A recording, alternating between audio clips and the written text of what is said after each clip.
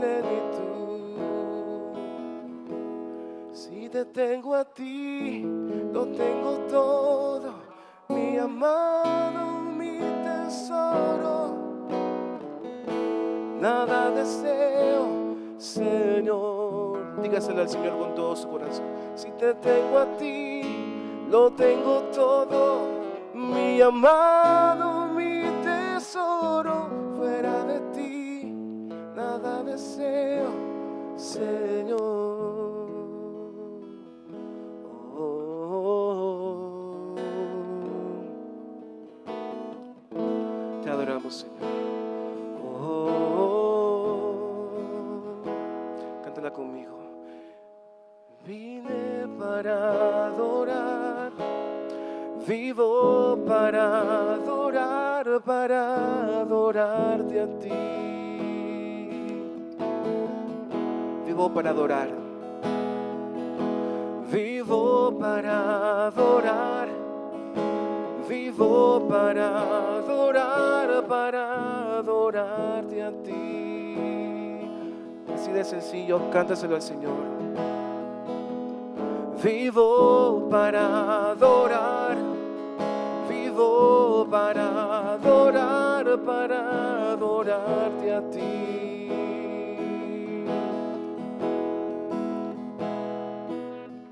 Vivo para adorar, vivo para adorarte a ti.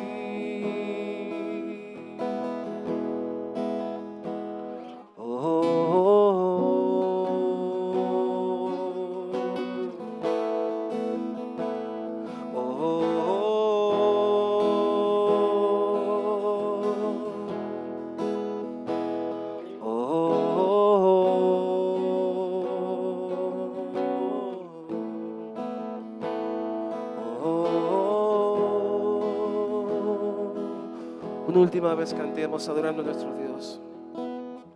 Vivo para adorar, vivo para adorarte a ti.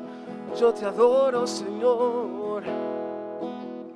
Vivo para adorar, vivo para adorarte a ti.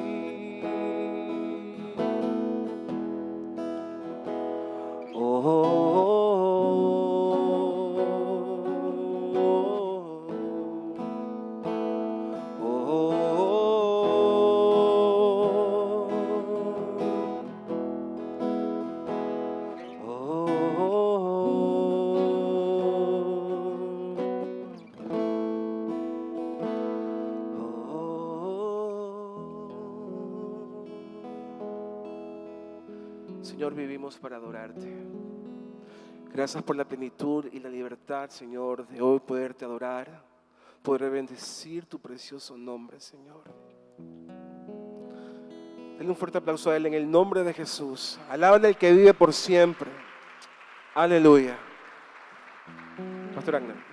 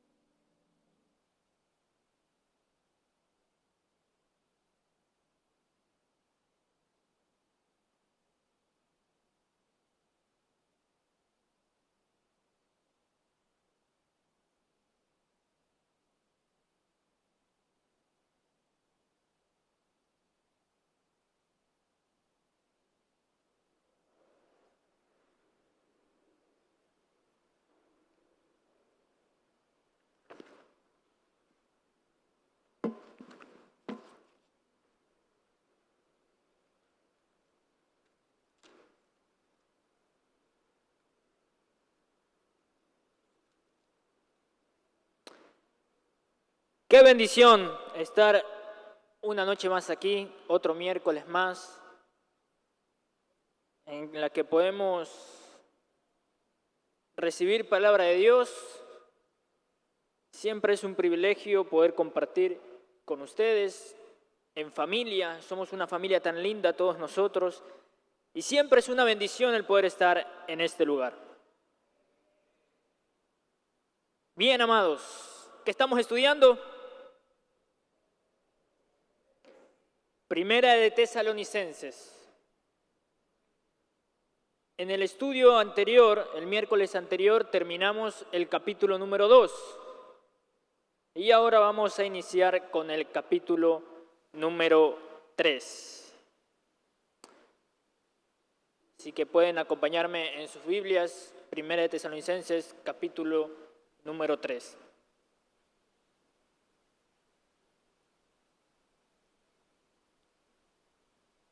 Papá Dios, gracias Señor te damos por este tiempo maravilloso. Gracias Señor por esta noche que nos regalas, mi Dios, el poder estar aquí una noche más, un miércoles más.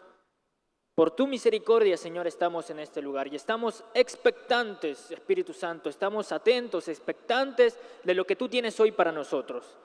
Todos estos miércoles han sido de bendición por tu gracia, por tu misericordia, por tu palabra y por tu presencia en medio de nosotros. Y creemos que esa misma presencia que nos ha venido acompañando sigue con nosotros esta noche. Podemos sentirte, Señor, y tenemos la convicción de que tu Espíritu Santo está aquí en medio nuestro. Como dice tu palabra, donde dos o más se reúnen, ahí estás tú, mi Dios. Y gracias te damos por eso, Señor. Gracias por tu presencia, tu maravillosa presencia en nosotros, mi Dios. Y ahora, Espíritu Santo, te pedimos que seas tú tomando el control de este tiempo. Toma el control, Señor, también de nuestra mente, de todo lo que se vaya a decir, mi Dios. Haz con nosotros como tú quieras hacer. Espíritu Santo, te rogamos que sean tus palabras en mi boca, tus pensamientos en mi mente, para hablar solamente aquello que tú quieres que yo diga. Y que toda la gloria, toda la honra, el imperio, la alabanza, el honor, el dominio, Señor, sea solamente para ti. En el nombre de Cristo Jesús, amén y amén. Bien, Primera de Tesalonicenses, capítulo 3, verso del 1 al 3. ¿Ya lo tienen? Dice así: por lo cual, no pudiendo soportarlo más, acordamos quedarnos solos en Atenas. Y enviamos a Timoteo, nuestro hermano y servidor de Dios, y colaborador nuestro en el Evangelio de Cristo, para confirmaros y exhortaros respecto a vuestra fe, a fin de que nadie se inquiete por estas tribulaciones, porque vosotros mismos sabéis que para esto estamos puestos. Bien. Pablo ansiaba regresar para estar con los tesalonicenses, pero se quedó en Atenas solo para poder enviar a Timoteo y quizás a Silas, a Lucas y a otros a Tesalónica.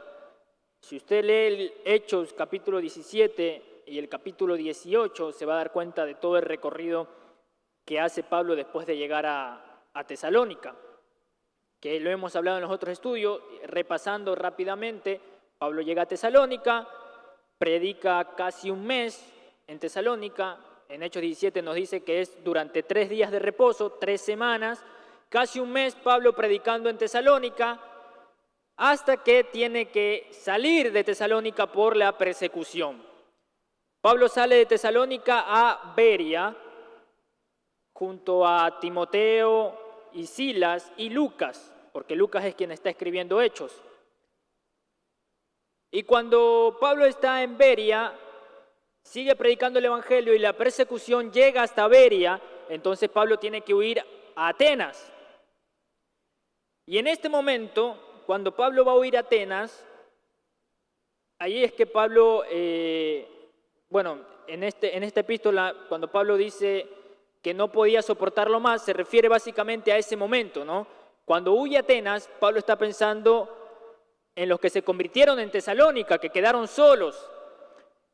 Y en ese momento Pablo dice, bueno, yo me voy a Atenas, pero le dice a Timoteo, Timoteo, ve a Tesalónica a encargarte de esas personas que habían aceptado el Evangelio de Cristo. Y ahí va Timoteo, un joven probablemente de 20 años, a pastorear esa iglesia. Un desafío muy grande para Timoteo. Y de hecho es por eso que en los versículos más adelante se destaca, ¿no? Que Pablo dice, no pudiendo soportarlo más, ya no soportaba más, entonces envía a Timoteo. Como Pablo diciendo, no me quedaba de otra. Ojalá hubiese sido yo, ojalá pudo haber sido quizás alguien un poco más preparado. Pero debido a la persecución, debido a la impotencia que sentía Pablo, Pablo dice, bueno, Timoteo, te toca, eres joven, 20 años, bueno. Primera vez que Timoteo iba a encargarse de una iglesia probablemente, ¿y en qué circunstancias? No, persecución. Dado esto, es que cuando Pablo está en Atenas, envía a Timoteo, luego de predicar en Atenas, sigue la persecución hasta Atenas, y Pablo tiene que ir a Corinto. Y cuando Pablo va a Corinto, le dice a Silas, mira Silas, anda, acompaña a Timoteo, mira que esté todo bien. Pobrecito, lo mandamos solo, ¿no es cierto? Joven, no sabemos qué le está pasando. Y bueno, Silas va a acompañar a Timoteo. Probablemente se lo lleva también a Lucas. Por eso es que Pablo en Corinto es que escribe la carta de Tesalónica, probablemente en el 51 después de Cristo, y empieza a decir, me quedé solo en Atenas. En sus notas dice, la expresión por eso, que en la Biblia, en la Reina Valera, dice por lo cual, esta expresión es importante porque conecta este capítulo con lo que Pablo había escrito en el capítulo anterior. ¿Se acuerdan de lo que Pablo había escrito en el capítulo anterior? Pablo había escrito sobre la relación familiar que existía en la iglesia. ¿Lo recuerdan? Él había sido para la iglesia como una madre. ¿Recuerda? La nodriza que cuida a sus propios hijos. Como un padre. El padre que se esfuerza por sus hijos. Y como un hermano.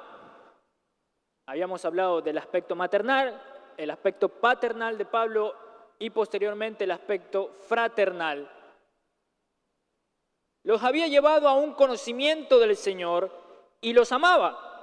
Dijo que ellos serían su honra, su gloria y su alegría en la llegada de Cristo. Hasta aquí vimos en el estudio anterior. Pablo se regocijaba y vimos que el mayor gozo que podríamos tener en esta tierra es el de la salvación. Y esa salvación debía ser compartida con las personas que lo necesitan. Bien, ahora, debido a que el apóstol sentía un cariño verdadero por ellos, se sintió frustrado por no poder regresar a Tesalónica. Había sido estorbado por Satanás. Pablo había tenido que salir de aquella ciudad tan rápidamente que habían quedado enseñanzas y doctrinas sin terminar. Y no solo tenía ansias de regresar, sino que también pensaba con preocupación en el futuro de ellos en aquel lugar. Pablo deseaba consolarlos.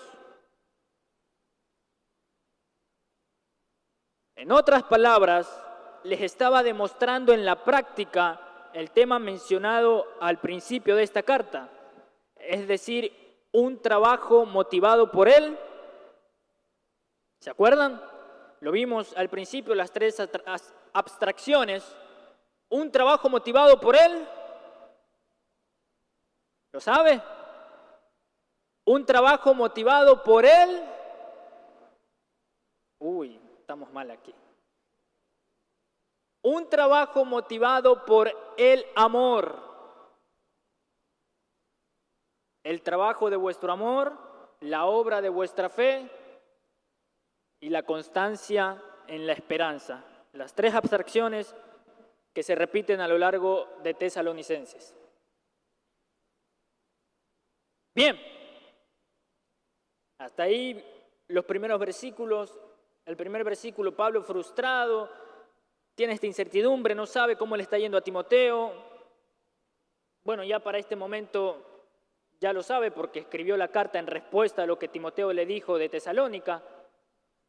Y Pablo decide enviar a Timoteo precisamente por la incertidumbre. No sé qué está pasando, estoy frustrado, no he podido ir, el enemigo me ha estorbado, Satanás, por medio de la persecución quiso estorbarme, quise ir una vez que estaba en Beria, no pude, tuve que huir a Atenas, en Atenas tampoco pude, tuve que huir hasta Corinto.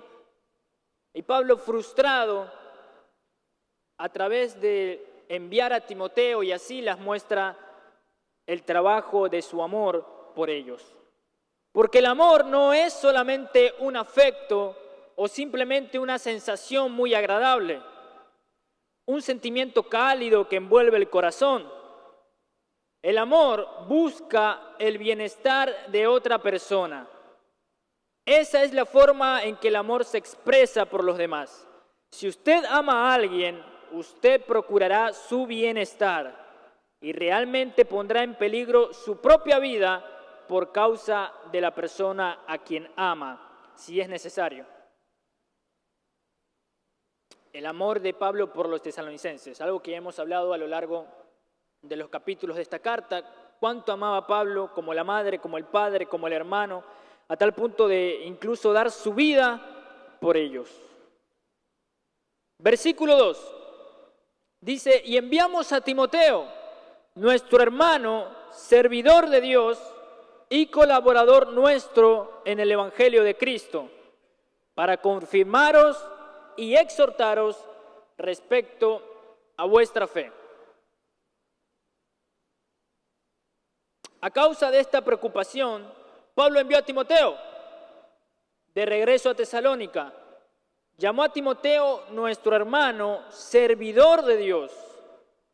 Y la palabra para servidor equivale al término griego diáconos. Muchos ya conocen esta palabra. La palabra servidor equivale al término griego diáconos, que literalmente significa siervo. Significa literalmente lo mismo, ¿no? Siervo, diáconos significa siervo. Bajón, me pasé toda la noche tratando de buscar el significado y era lo mismo. Prosigue diciendo el versículo 2. Colaborador nuestro en el Evangelio de Cristo, ¿no? Le dice Timoteo, siervo y colaborador nuestro en el Evangelio de Cristo. El Evangelio de Cristo es la esfera de servicio. Es decir, que Pablo no era solo un hacedor de buenas obras. Y aquí vamos a explicar un poco mejor este punto. ¿No es cierto? Pablo habla de Timoteo, él es nuestro hermano, siervo de Dios, y dice colaborador nuestro en el Evangelio de Cristo. Note que primero dice siervo y luego dice colaborador nuestro en el Evangelio de Cristo. Diácono significa siervo y luego no solo que lo cataloga a Timoteo como siervo, sino que también especifica cuál es el área de servicio, en qué área uno debe servir.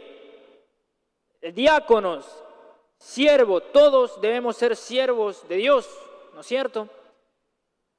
Pero ¿en qué área es el servicio? Pablo dice, colaborador nuestro, ¿en dónde? ¿En dónde? A ver un poquito más fuerte, ¿en dónde? En el Evangelio de Cristo. Todo servicio debe ir relacionado con el Evangelio de Cristo. Un servicio que de alguna forma no está vinculado a extender el Evangelio, de alguna otra forma es un servicio que no se está moviendo en la misma esfera en la que Dios quiere que se mueva. Porque como hemos dicho, como Pablo lo dijo, colaborador nuestro en el Evangelio de Cristo. Es decir, el Evangelio es la esfera del servicio. Y hay muchas personas que a veces critican a la iglesia, ¿no es cierto? Personas de afuera, obviamente, critican a la iglesia en sentido, bueno, salen a evangelizar, pero no hay mucha ayuda social, por ejemplo, ¿no? que por cierto de nuestra iglesia no han dicho eso, porque siempre que evangelizamos hacemos también ayuda social.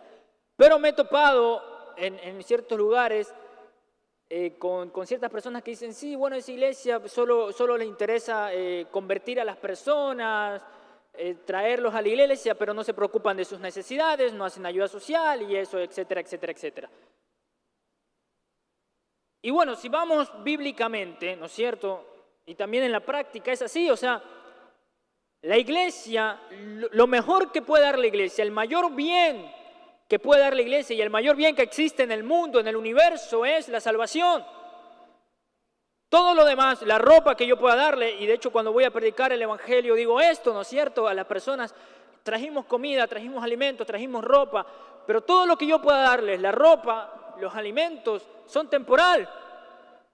¿No es cierto? Les puedo llenar de alimento, los puedo llenar de ropa si tuviese los recursos, pero al final usted va a morir, no sé si hoy o mañana, Dios quiera que tenga una vida larga, pero la realidad es que todo es perecedero. La ropa, los alimentos, una buena vida aquí en la tierra es perecedero. Lo que trasciende es la salvación. Y ese es el mayor bien que la iglesia puede dar y el mayor bien que uno puede buscar aquí en esta tierra. El ser salvos por la sangre de Cristo Jesús.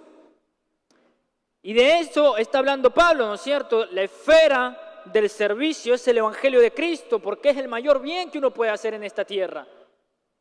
Si usted busca hacer algún bien en esta tierra, dejar su huella en la historia como una persona que buscó hacer el bien por otros, si usted busca ser una persona de bien que ayude al prójimo, tiene que tener en claro que el mayor bien que usted le puede hacer a alguien es compartir el evangelio. Ese es el mayor bien. Y es lo que Pablo dice, el servicio, la esfera del servicio, la atmósfera del servicio, el espacio para servir, todo tiene que ser relacionado al evangelio. Amén. Dicho sea de paso, todas estas historias de personas que criticaron a la iglesia por no hacer obra social, por solo enfocarse en la salvación de las almas,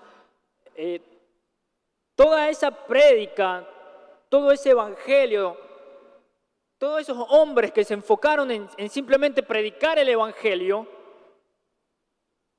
en la vida de esas personas logró transformar tanto la atmósfera de su ciudad y de su país, que al final, por ejemplo, en Inglaterra, con el evangelio de John Wesley, solo predicaba el evangelio el tipo, no había ayuda social en lo que él hacía. Pero ese evangelio logró transformar tanto las vidas que después se hicieron escuelas, se hicieron hospitales, todo gracias a la predicación del evangelio que movió en el corazón de las personas, que ocasionó en el corazón de las personas una transformación genuina que hizo que las buenas obras después fluyeran naturalmente. Todo empieza con el evangelio. De eso se trata. Por eso fue el encargo que Cristo nos dejó.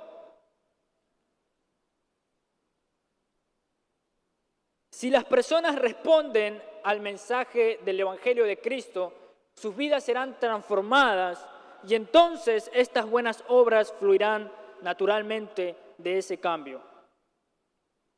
Pablo dijo aquí que Timoteo era un servidor y que su esfera de servicio era el evangelio de Cristo. Y esta debe ser también nuestra esfera.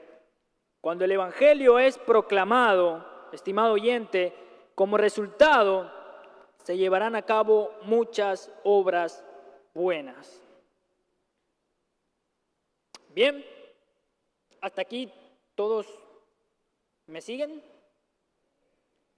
Bien, vamos al versículo 2. Llegamos al versículo 3 y nos vamos. El versículo 2 continúa diciendo, para confirmaros respecto a vuestra fe. Aquí viene algo muy interesante. Dice, para confirmaros respecto a vuestra fe. ¿Para qué envió a Timoteo? Para confirmarlos. El apóstol habló de confirmarlos. Esta es una hermosa palabra. De hecho, esta palabra es la misma que se usó en el Éxodo, cuando Moisés subió al monte para levantar sus manos en oración para asegurar la victoria de Israel. Si vamos a Éxodo, capítulo 17, verso 12, no sé cuántos recuerdan esta historia bíblica. Éxodo, capítulo 17, verso 12, dice: y las manos de Moisés se cansaban, por lo que tomaron una piedra y la pusieron debajo de él, y se sentó sobre ella, y Aarón y Hur sostenían sus manos, el uno de un lado y el otro del otro. Así hubo en sus manos, ¿qué? Así hubo en sus manos, ¿qué? Firmeza hasta que se puso el sol.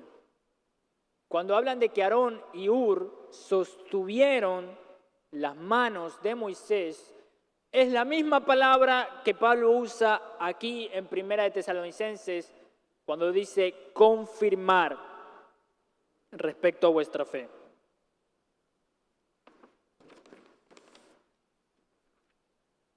Sostenían sus manos. Las palabras sostuvieron fue la misma que se usó aquí. Pablo dijo que envió a Timoteo para confirmaros, es decir, para sostenerlos, para confirmarlos, para fortalecerlos en la fe. Y en el día de hoy la gente tiene la misma necesidad. Necesita ser confirmados en la fe.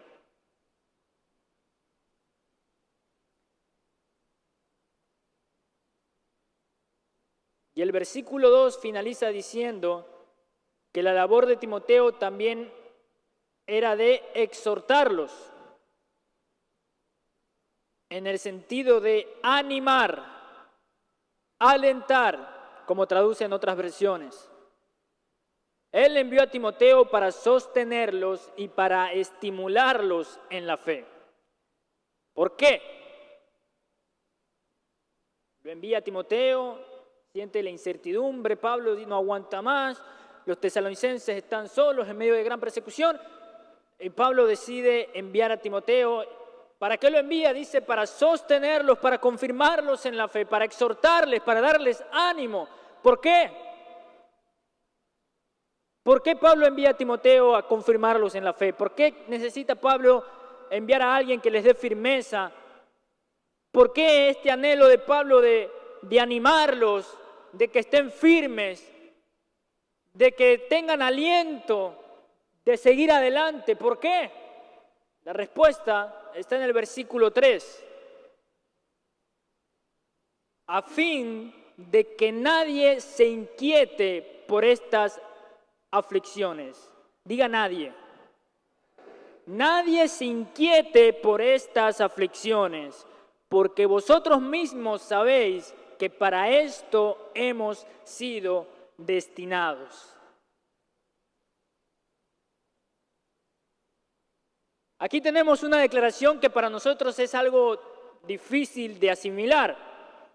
Él dijo aquí que nadie se inquiete, lo cual significa que nadie debía sentirse perturbado por esas aflicciones. El término en griego para aflicciones es tlipsis, que significa unir presionando. ¿Está pudiendo completar sus notas? Unir presionando, tlipsis, aflicciones. Unir presionando. Comprimir, apretar, como a una persona en medio de una multitud. En sentido figurado sería oprimir con maldad, aflicciones. Oprimir con maldad, apretar, como en una aglomeración de gente cuando te oprimen, te aprietan, aflicciones.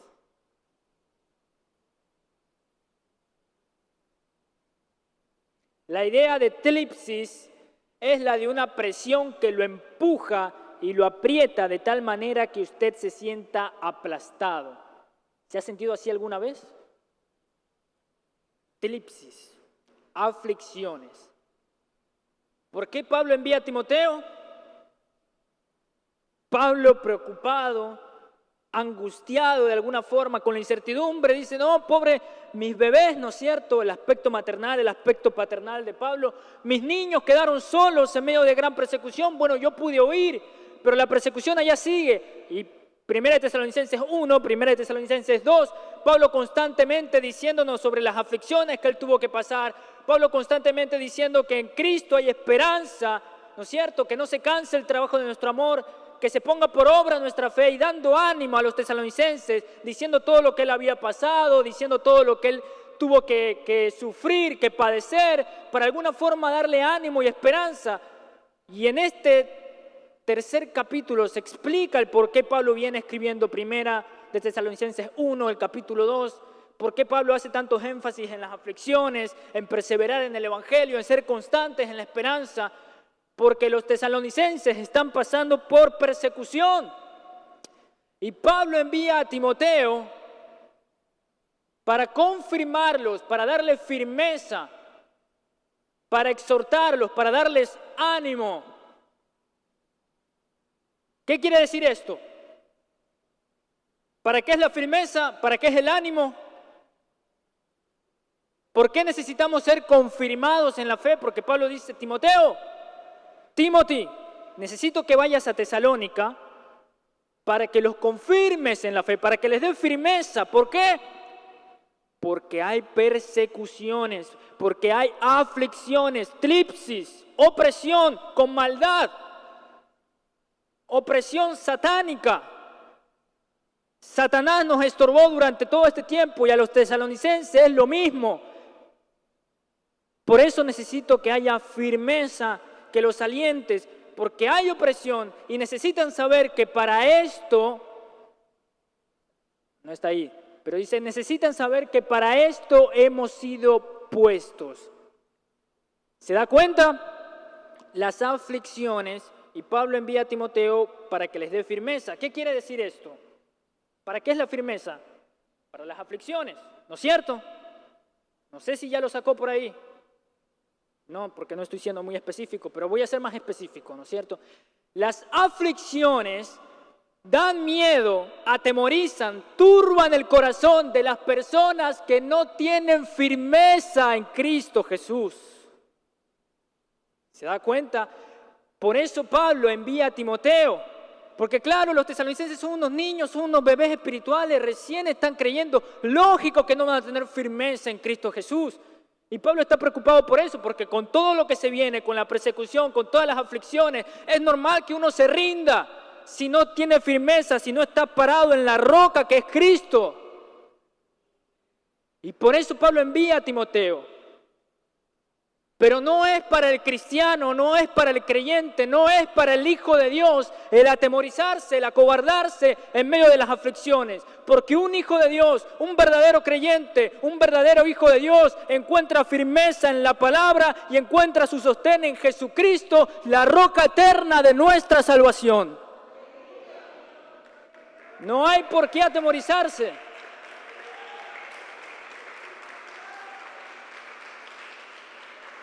Y lo que Pablo está diciendo es eso, ¿no es cierto? Ellos son unos bebés espirituales. Mira, yo he sufrido todo, dice Pablo, yo padecí persecución, me apedrearon, de todo me han hecho. Pero yo estoy firme en la roca. Yo puedo soportarlo.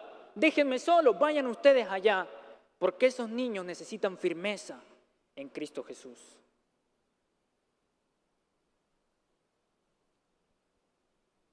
Un hijo de Dios no tiene por qué atemorizarse o turbarse frente a las aflicciones.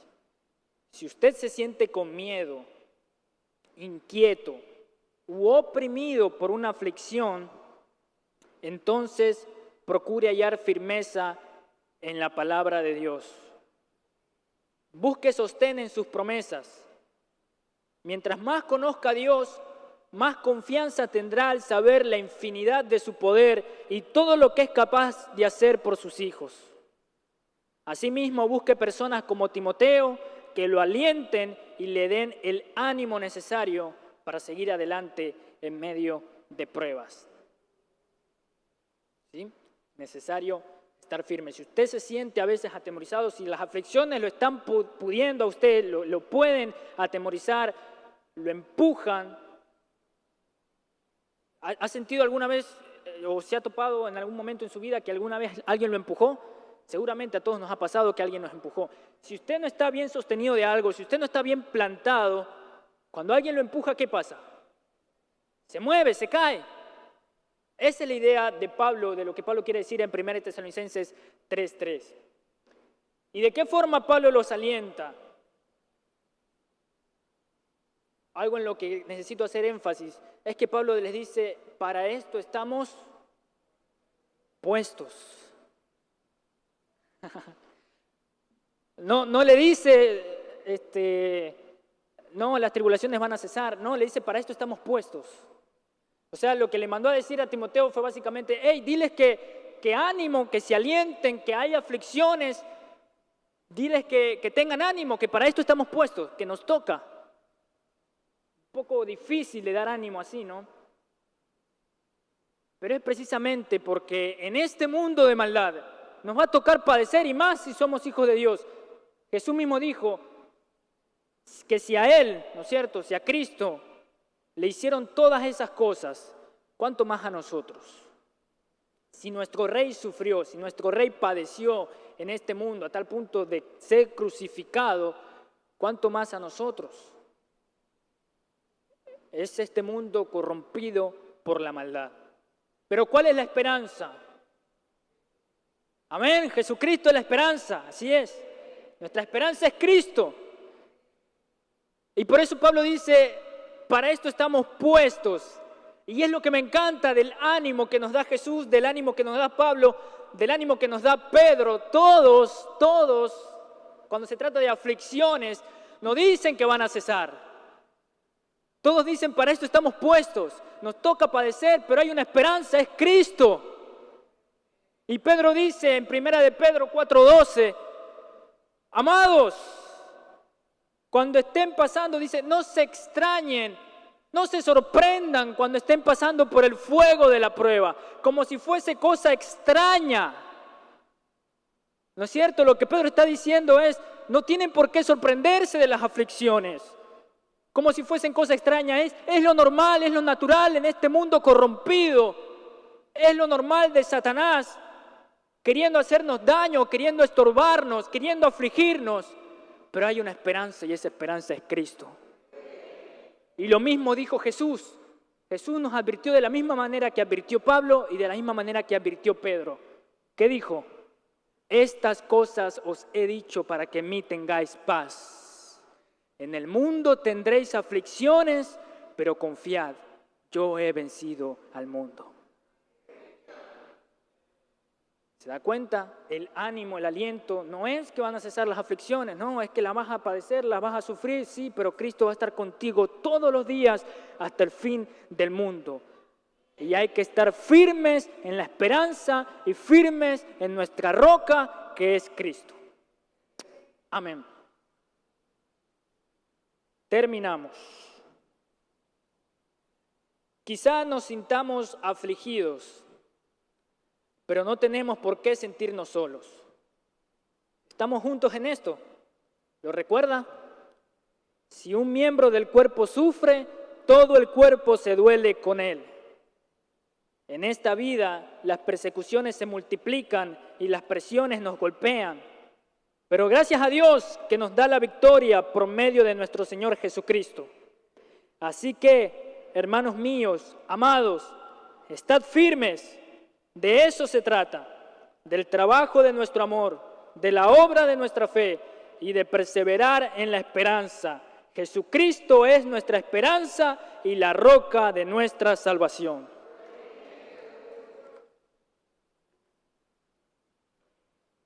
Papá Dios, gracias Señor te damos por este tiempo. Gracias mi Dios, una noche más de tu bendición, de tu amor con nosotros, de tu presencia, Señor, aquí en medio nuestro. Gracias, Espíritu Santo, por todo lo que has hecho, por todo lo que haces y por todo lo que seguirás haciendo en nuestras vidas. Gracias por tu palabra viva y eficaz, que nos alienta, que nos anima a perseverar, como los tesalonicenses perseveraron. Si ellos pudieron, siendo niños, siendo bebés, tú, Señor, a través de Timoteo lo usaste para que puedan tener firmeza en ti. Señor, así mismo estamos aquí nosotros y gracias porque esta noche nos has dado sostén, nos has dado firmeza, nos has dado aliento para seguir en medio de pruebas, en medio de aflicciones. Gracias, Señor, porque sabemos que tú eres nuestra roca. Podrán soplar vientos, podrán venir tempestades, tormentas, pero nuestra casa no será destruida porque está firme en la roca que es Cristo. Gracias, Señor, te damos. Y ayúdanos a ser como Timoteo. Y si vemos a una persona que de alguna forma está recién empezando en la fe, que tiene miedo de las aflicciones, que se está angustiando, Señor, ayúdanos a darle ánimo, a darle aliento, a ser el cuerpo de Cristo, la iglesia, una familia y edificarnos unos a otros.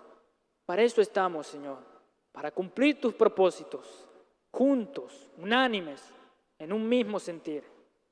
Gracias, Señor, te damos. Asimismo, mi Dios, te rogamos que recibas con olor fragante todos nuestros diezmos, nuestras ofrendas. Y gracias, Señor, por tus bendiciones que son amplias, abundantes en nuestras vidas. No solo la vida que nos das, el oxígeno que respiramos, nuestra familia, nuestros amigos, cosas invaluables a lo largo de nuestra vida. Y qué lindo, Señor, el poder reconocerte en todo eso y el poder glorificarte con mi ofrenda y con mi diezmo.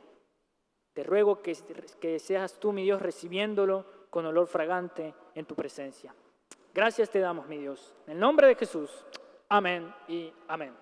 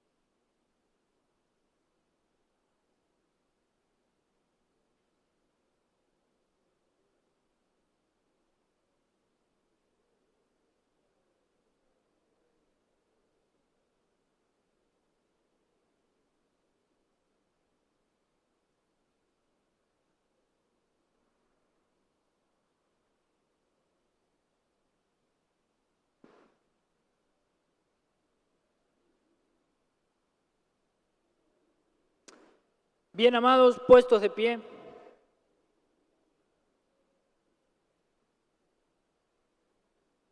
Está con tilipsis, ¿no es cierto? Aflicciones, opresiones. Sienten que de alguna forma lo están empujando, lo están oprimiendo. Tiene cargas. Este es un buen momento para dejar nuestras cargas, nuestras aflicciones y confiar en nuestra roca que es Jesucristo. Papá Dios, gracias, Señor, te damos una vez más por este tiempo. Gracias por tu presencia magnífica, maravillosa. Tan hermoso, Señor, que es habitar en tu presencia. Tan lindo. Gracias, Señor, por el privilegio que nos das de ser uno, Señor, contigo. De ser hijos tuyos, herederos y coherederos con Cristo. Gracias, Señor, por tanto amor, tanta misericordia. Te exaltamos, te adoramos. Bendecimos, Señor, tu nombre, tu presencia sobrenatural en medio nuestro.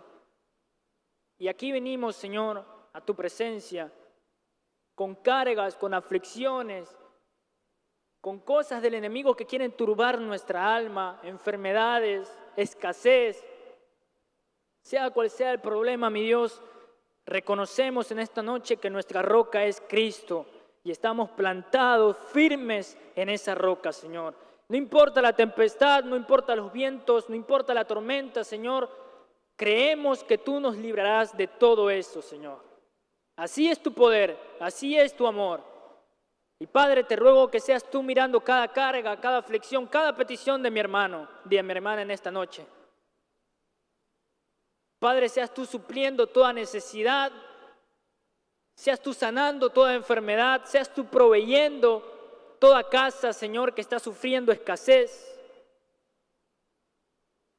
Y en este momento, si usted vino enfermo, ponga su mano en la zona afectada, levante su mano, pide al Señor que lo sane en este momento, ¿no es cierto? Creemos y sabemos que la presencia de Dios está en este lugar, y cuando su presencia está en medio de nosotros, todo cambia, todo se transforma. Padre, mira la petición de cada uno de mis hermanos, mira, Señor, esas enfermedades, ya sea de personas que están aquí o personas que están en otro lado. Mi Dios, te rogamos por cada una de esas enfermedades, sea cual sea. Problemas en los riñones, diabetes, Señor, aún el cáncer, tumores cerebrales, problemas en el apéndice, problemas estomacales, mi Dios. Señor, seas tú sanando en el nombre de Jesús. Seas tú restaurando el hígado de las personas que están sufriendo falla hepática, Señor, problemas en el hígado, seas tú restaurando, mi Dios, seas tú sanando toda enfermedad. Mira ahora, Señor, cada una de las enfermedades de mis hermanos. Sana ahora en el nombre de Jesús. Por tu poder declaramos, Señor, por tu omnipotencia, que toda enfermedad huye ahora en el nombre de Jesús. Y donde antes reinaba el enemigo, donde antes reinaba la maldad, ahora reina tu poder, tu presencia, tu sanidad. En el nombre de Jesús declaro, Señor, cada vida sana ahora por tu poder. Asimismo, Padre, te ruego por peticiones de empleo, de trabajo, seas tú proveyendo de empleo a la persona que lo necesita. Seas tú proveyendo un mejor empleo, Señor, a la persona que te lo está pidiendo. Seas tú, mi Dios, guiando los pasos, dándole sabiduría a las personas en sus decisiones laborales, en la toma de decisiones. Señor, dales tú la guía y la dirección en cada decisión que tomen. Provéeles, Señor, económicamente. Restaura las economías, Señor, de las personas que lo estén necesitando. En el nombre de Jesús. Toda la gloria, mi Dios, sea solamente para ti. Y declaramos, Señor, que así como hemos creído, tu poder lo hace ahora en el nombre de Jesús. Llévanos, mi Dios, a nuestras casas, a nuestros hogares con tu protección. Líbranos de todo mal, de todo peligro, Señor, que podamos llegar sanos y salvos a nuestras casas. Gracias una vez más te damos, te bendecimos y te damos toda la gloria y toda la honra. En el nombre de Jesús. Amén y amén.